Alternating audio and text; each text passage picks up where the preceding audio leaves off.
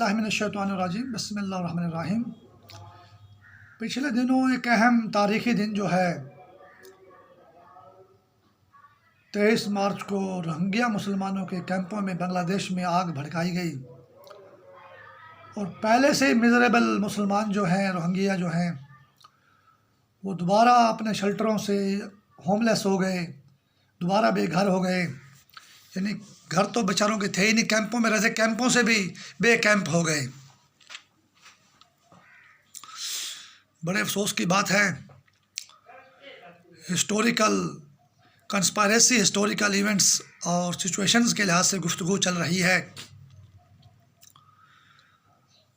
Rohingya मुसलमानों को कोई जोग्राफियाई तनाज़ा नहीं है।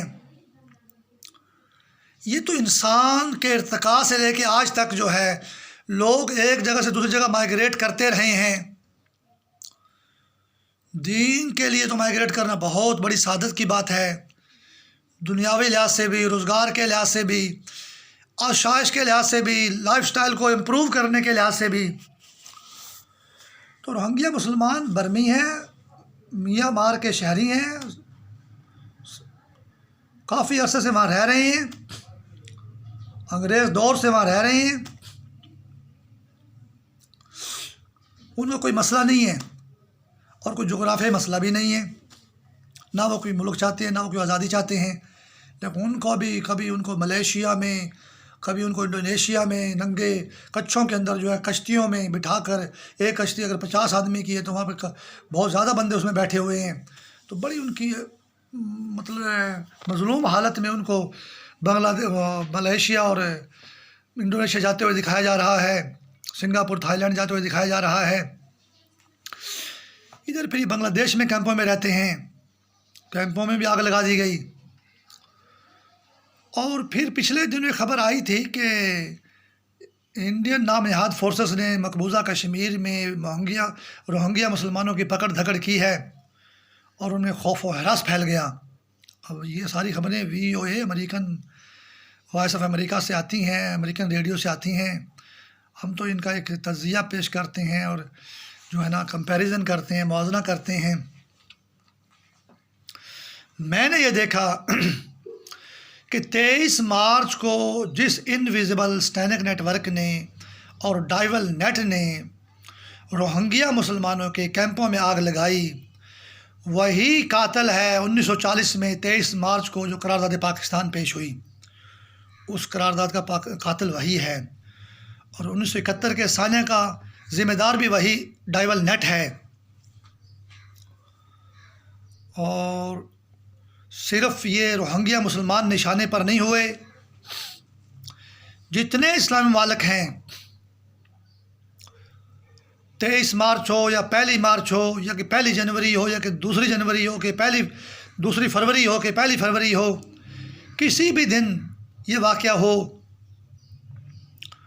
हर मुसलमान का कातिल है, दीन इस्लाम का और मुसलमानों का कातिल है, हर इस्लामी मुल्क का कातिल है। ये डाइवल नेट जो है, ये इनविजिबल स्टैनिक नेटवर्क जो है, बल्कि अमेरिका, यूरोप में भी मुसलमानों का कातिल है। और हमें ये नहीं सोच लेना चाहिए कि भाई ये रोहिंग्या मुसलमान है, पहले से बेघर कैंपों में रहते हैं, बस इनके कैंपों में आग लग गई। हर मुसलमान मर्द, औरत, बच्चे, बूढ़े की ज़िंदगी में इस डाइवल नेट ने आग लगाई हुई है। ये आग तो कुछ भी आग नहीं है जो उनके कैंपों में लगी है। हर मुसलमान की ज़िंदगी में मरदूद शैतानी आग लगाई हुई है और उसका इस्तेसाल किया हुआ है और उसको मरदूद आग में जकड़ा हुआ है। दीनी लिहाज से, दुनियावी लिहाज से उसको मफलूज करके रखा हुआ है।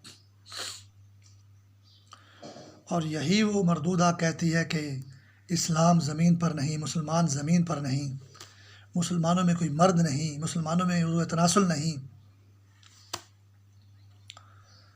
और बड़ी मीठी आग बनकर जो है ये मुसलमानों के अंदर, मुसलमानों की चैंपियन भी बनी हुई है।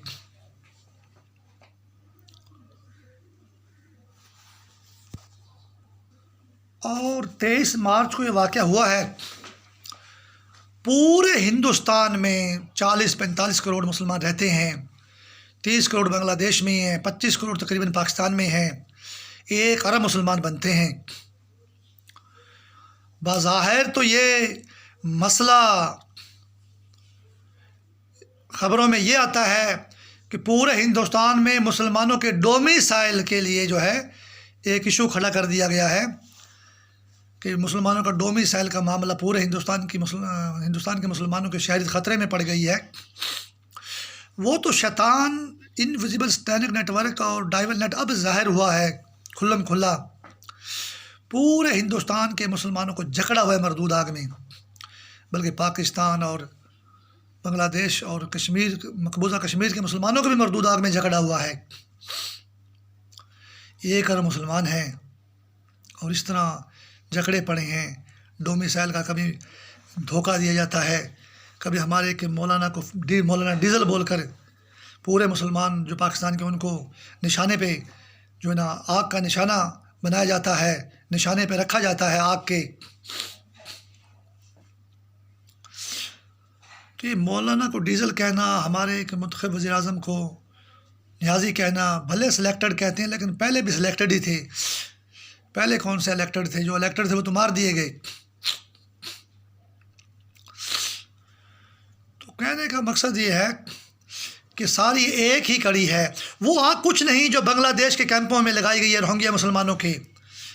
आग तो वो है जो हर मुसलमान की ज़िंदगी में लगाई हुई है इस मरदूद स्टैनिक नेटवर्क ने, इस डाइवल नेट ने।